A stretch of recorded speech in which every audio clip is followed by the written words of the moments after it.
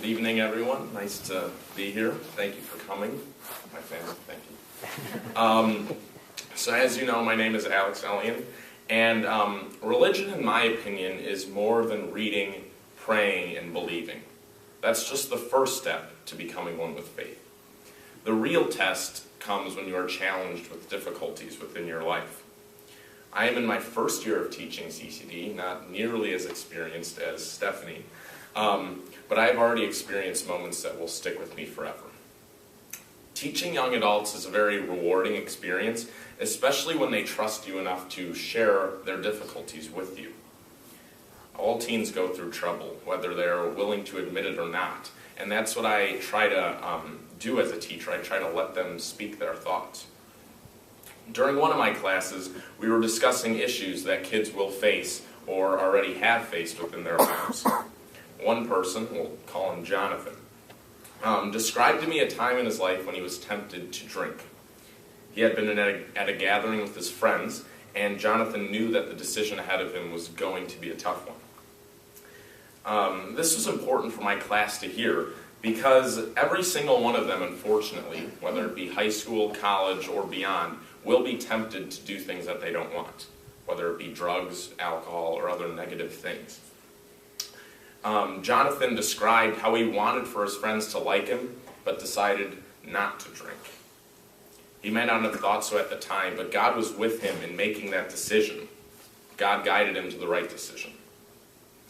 This moment inspired me because so many people say that adolescents make aimless decisions in their lives. Well, Jonathan just proved everyone wrong. Jonathan had the help of God in doing the right thing. And if students are really learning religion, they are finding themselves enough that they can help others and acknowledge the fact that they can live a Catholic life every day. Many 8th graders especially think of 8th grade CCD as the end of a journey that began in 1st grade. However, even though it sounds cliche, it's really the beginning of a journey that will last a lifetime. Now, I hope my other students receive the same message that Jonathan did. Jonathan was delivering to our class. He was saying that no matter what the circumstances, God will be with you every step of the way, through thick and through thin. Jonathan was being questioned by his own friends and being influenced, but he decided that he had the ability to say no and to be himself. Everyone will be influenced by others throughout their lives, and that is something Jonathan said, no, I won't be influenced by them.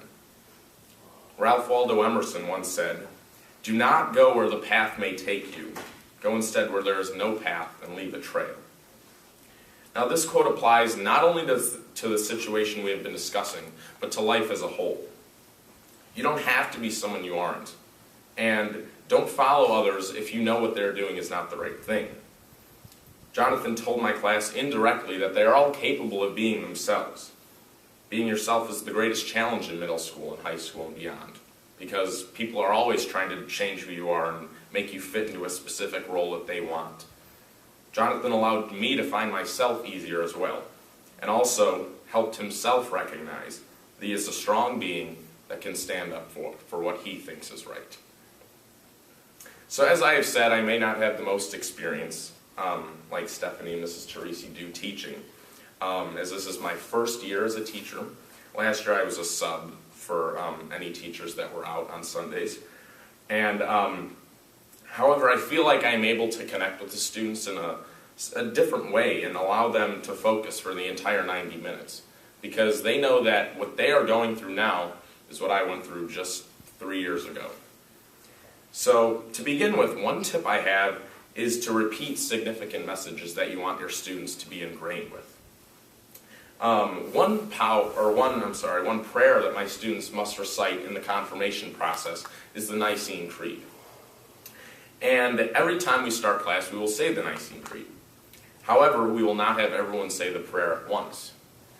I like to have the students read line by line, alternating, to allow them to understand the prayer better.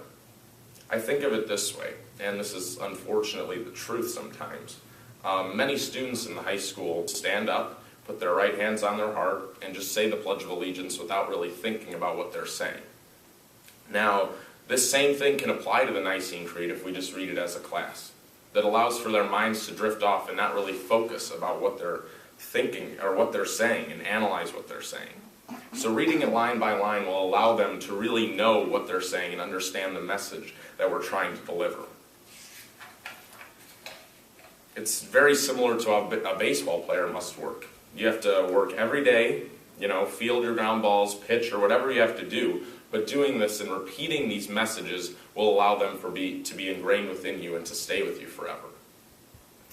My next tip is to avoid reading straight from the book. This is what us students call boring. I'm not going to make the students do something that I don't want to do every day in school. So reading from the book is not necessarily a bad thing, but telling the students that each day, or each Sunday I should say, we're just going to read a chapter and not do anything else, that's not the right message in my opinion. In addition, I don't think the teachers should read very often. I think it should be the students, so that they allowed themselves to absorb the information that they're learning. I ask myself, what do I want out of my students? I want them to be attentive, I want them to participate, and I want them to respect the messages that we're going to learn. And playing a game will allow them to be more interested in the messages that we're learning. Hangman, charades, those are just the basics, or possibly even asking the students what they want to play. Because this will allow them for messages to be further impacting them in a way that they otherwise wouldn't get if I was just drilling it into them by standing at the front of the room, at the podium, and just telling them what to do. It gives them a chance to speak. My final piece of advice is to make your class personal. These children are coming on their own time to class. Like I mentioned earlier, not church alone, just learning religion is more than just reading from the Bible. That's just the first step. But hopefully, the skills that we learn will be able to be applied to their lives, just like Jonathan did. At the beginning of each class, I can ask the students, how was your week at school? Was anything wrong? What can we talk about?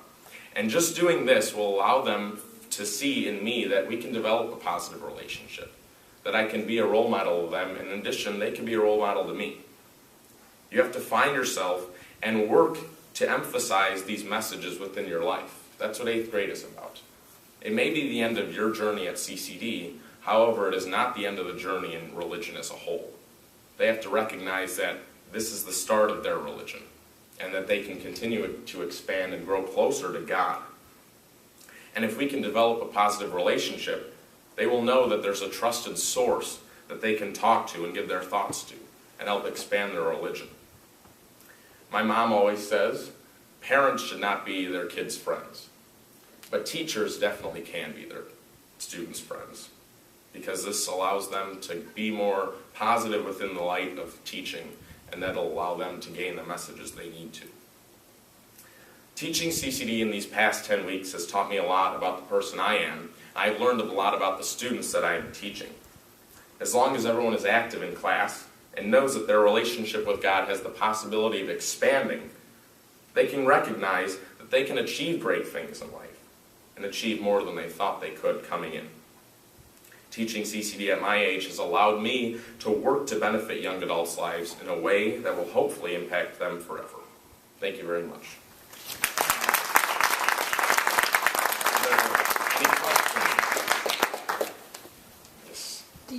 Do they give you a syllabus and lesson plans to use when you teach, or do you kind of come up with your own?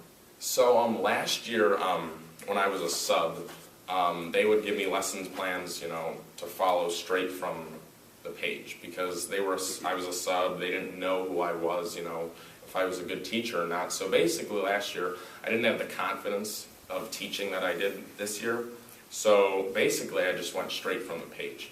This year, we are given topics that we're supposed to discuss. And we're not directly given a syllabus, so we're allowed a little leeway to decide what we want to do within our lesson. Yes?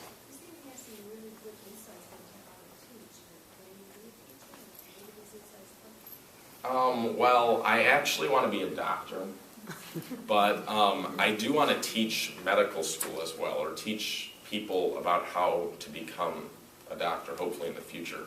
My grandpa has been a doctor for 45 plus years, but that's one thing. He's also been teaching medical school from day one since he's been a doctor.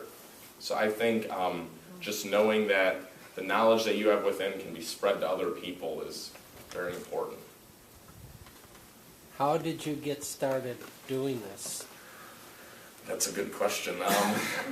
It's been a great opportunity. My mom actually suggested Mrs. Parkhill, who's the head of Catechist here, she was looking for a person to help with Mass, collecting names at Saturday Mass. So I told my mom, sure, I mean, if she needs help, I would love to help her out, anything that could help at church. And then Mrs. Parkhill emailed back, we actually have a spot open to teach CCD, to teach 8th grade. And I'm like, yeah, I was this little kid walking in your door for 8 years, and I didn't even know she knew who I was. And now she's asking me to teach 8th graders right out of the blue. So I'm like, that would be a great opportunity. And just knowing that I never thought, I knew her, I always knew her, I didn't know she ever knew who I was, but it's been a great opportunity, and I'm liking to think that I'm doing a pretty good job. I don't know, but I hope the students are connecting well. Yes? I was driving my son to Catechist on Sunday, and when I picked him up, I said, hey, I know it's hard, but thanks for going to Catechist. And he goes, Mom, you don't have to thank me. My teacher actually makes it a lot of fun. And it's Evan. Yeah, Evan. Thank you very much. Yeah, me and Evan have a great relationship. We've known each other for a while, and just, a lot of students, when they go to CCD on Sunday mornings, they just woke up and they're like, why do I have to go? But, as long as the children are active, I shouldn't say children, but teens are active, they know what they're doing, it's great. And a lot of my classes, and the other classes that I've been with this year, they're all active and they all want to be there, so I'm very excited that they want to be there. Has it been kind of scary to become this new self of teacher? Yeah, that's, I never really had teaching experience. I started last year, so I started as a sophomore, and this year for 8th grade, I've known a couple of the kids that I teach, because I went to Jefferson, which is an after-school program, all the way from 1st grade to 7th grade, I think. And Evan, I went there with Evan and his sister Hannah, so we've known each other, and then a couple other of the kids. And just like Stephanie said, when you get up there and they ask you, like, oh, you're a junior in high school, like, you were in my seat 2-3 years ago, so what makes you able to go up there? And I asked them, I don't know, I just am trying to help you guys out as much as possible, because we're growing together. It's not like I'm done growing in religion, and we're going at the same pace. So they help me as much as I help them. Any other questions? Well, thank you very much.